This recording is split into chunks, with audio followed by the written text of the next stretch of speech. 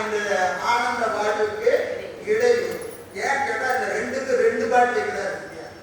வாழ்வனும் மையலும் விட்டு ஒரு பாட்டு இருக்கிறார். வறுமையாம் சிறுமை தப்பி ஒரு பாட்டு இருக்கிறார். அழகா சொல்றார். இதுல அரிசனம் பூசி மாலை அணிந்து பொன்னாடை சாத்தி பரிசனம் பின்பு செல்ல பராகரம் பறிக்க கொட்ட பரிச்சின்னம் போத தொங்கல் வந்திட. இதெல்லாம் யாருக்கு? ஒருத்தர் பல்லாக்கில வச்சு இவர் தாங்க ஊர்லயே பெரியாடு அப்படின்னு மாலையெல்லாம் போட்டு நல்லா ஒரு அலங்காரம் பண்ணி தோல்கால வச்சுட்டு பல்லாக்கில வச்சு ஊர்வலம் கூட்டிட்டு போறாங்க.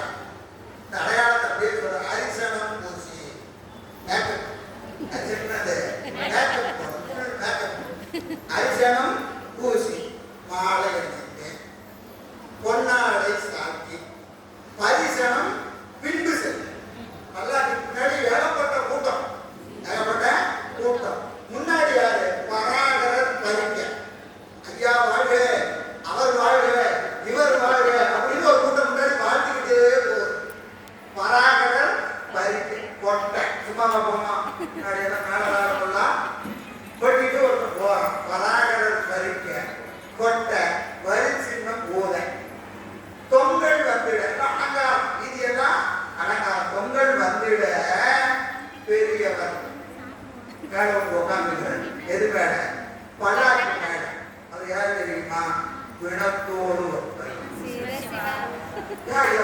நமக்கெல்லாம் இவர் அருணதிக்கு என்ன தெரியுது? இவனை பார்த்தா இதெல்லாம் கடைசி ஒருத்தர் தூக்கி போற மாதிரியே இடையிலாம் அதுக்கு வரும். அங்கதான் இதெல்லாம் தெரியும்.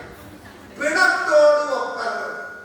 பிணத்தோடு ஐயா எனக்கு அது வேண்டாம், ஐயா எனக்கு அது வேண்டாம் அப்படிங்கிற. சரி அதுதான் வேண்டாம். ரொம்ப எளிமையில் இருக்கிறாங்க. அந்த பாட்டு சொன்னார். பிணத்தினை ஒத்து வாழ்வோர் பின் நடை பிணங்கள் போன. அவன் செத்த போனா இவன் சாவ போறான் அப்படின்னு தெரிகிறது. ஏன்? அவன் மேல உட்காந்துட்டு போறான். இவன் என்ன செய்யறான்? அவன் வேற வழி இல்லை. அவனை அண்டுனா தான் இவன் பிழைக்கணும். வாழ்க வாழ்கன்னு சொன்னாதான் இவனுக்கு பிறக்கணும் இல்லையா? அப்ப என்ன செய்யறான்? அவனை வாழ்த்துட்டு போறான். இந்த வாழ்க்கையும் வேண்டாங்க. என்னது? மேல போற வாழ்க்கையும் வேண்டாம். கீழே வந்து வாழ்க வாழ்கன்னு சொல்லக்கூடிய அந்த வாழ்க்கையும் வேண்டாம். பிணத்தனை ஒத்து வாழ்வோர் பின் நடை பிணங்கள் போல உணங்கிய உணர்வு உங்கள் உடல் உயிர் உணர்வும் எல்லாம் கணக்கெடை தோன்றினார். எந்த நிமிஷம் கண்ணை முடிக்க முடிச்சாதான் மோகனன்னு போனதான் எப்ப வேணாலும் போகும். இந்த வாழ்க்கை நிலையற்ற வாழ்க்கை. எனவே என்னது? அங்க அரணி வாழ்க்கை. இவனையெல்லாம் வாழ்த்தாதையா, இவனையெல்லாம் வாழ்த்தாது. நமக்கு அழகா திருமுறையில சொல்ல எழுதுங்க. ஐயாறு வாயாறு வாயாமன்னம் ஐயாரா ஐயாரா என்று அழை என்று சொல்றார். அப்போ இந்த சைவத்திற்கு வந்தாலும் கூட நமக்கு ரொம்ப கடினமான ஒரு செயல் என்னன்னு கேட்டீங்கன்னா என்னது? அடிமைத்திறம். அடிமைத்திறம் வரவே வராது.